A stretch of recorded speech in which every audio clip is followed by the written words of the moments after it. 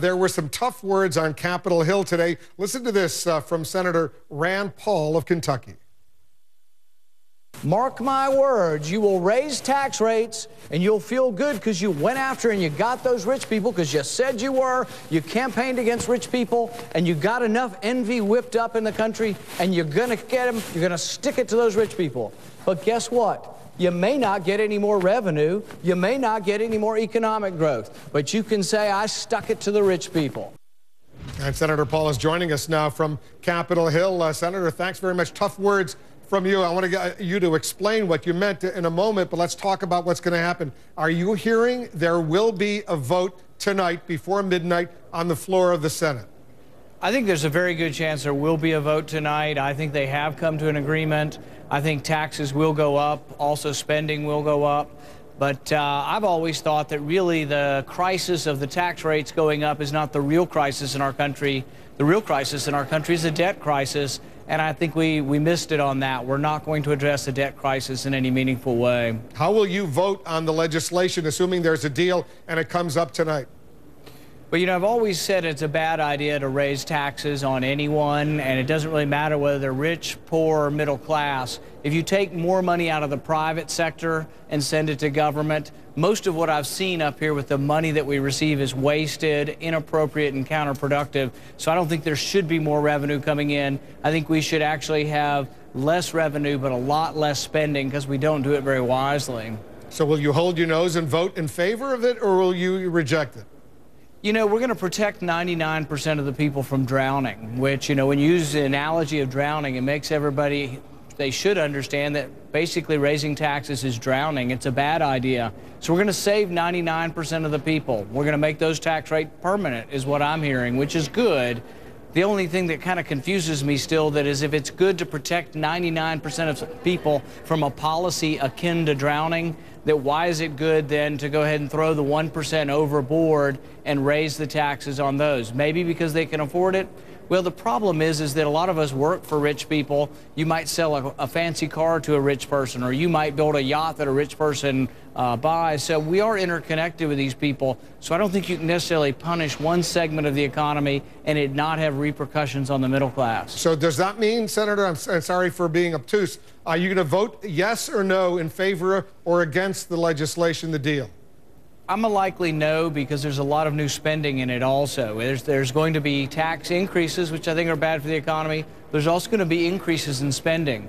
We have a spending problem up here, and instead of trying to restrain spending, they took entitlements off the table, and they've actually added in new spending. There'll be new spending in this bill, which I think is the wrong direction to take the country. But you know, of course, if you were in the majority and you voted no, and there was a majority in the Senate that voted no, millions of people in Kentucky would automatically see their taxes. If you make under $400,000 a year as an individual or $450,000 as a family, your taxes are going to be going up, and that would be very painful to 99% of the people out there. I agree completely, but you have to realize who's insisting on taxes going up. The president has created this fiscal cliff. He has said that he will not approve keeping the same tax rates for those 99% that people have sympathy for, that I have sympathy for in my state. I'm one of the 99%. I'm not one of the 1%. Most of my friends I know are in the 99%. So I do want to protect their rates, and I would protect everyone's rates. The president is the one who has created this fiscal cliff. He insists on raising taxes. It's really his intransigence that endangers those 99%. But the president is saying that he is now willing to do what the Republicans asked back in 2001, 2003, make those Bush tax cuts permanent. And he's saying, yes, the Democrats now have agreed.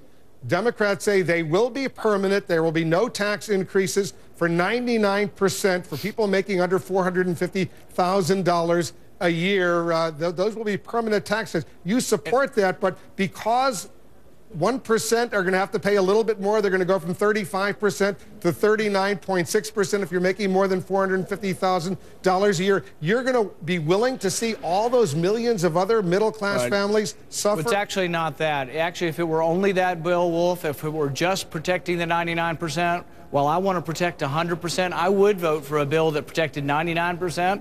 Heck, I'd probably vote for a bill that protected 80% because I want to protect anybody from big government. But the thing is it's not just that. They're heaping on new spending.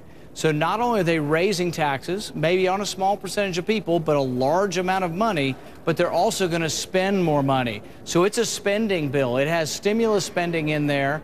It's going to give a 5-year stimulus spending to some of the president's plans from 2009. So I object to increasing spending and increasing taxes. And that's really the deal killer for me. If it were just tax rates and you told me I had the choice of protecting 99%, I would vote for, you know, when the House bill came up that would have protected 99%, I would have voted for that because it didn't have new spending. This has new spending, which I think is taking the country in the wrong direction. But just put on your political punditry hat for a moment. I assume you agree that if Harry Reid and Mitch McConnell put it up on the floor and there's a vote tonight, it will pass the Senate despite your objection. Yes, I think it will pass with bipartisan support in the Senate.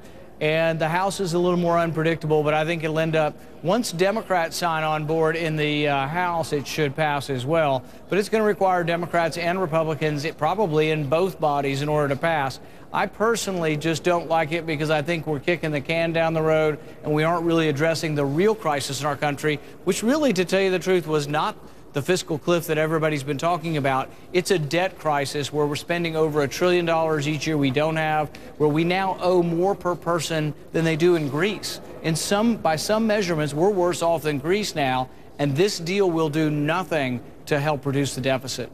Hey, Senator Paul, Happy New Year to you, to everyone out there. Thanks very much for joining us. Thank you. And please pass along my best regards to your dad as well.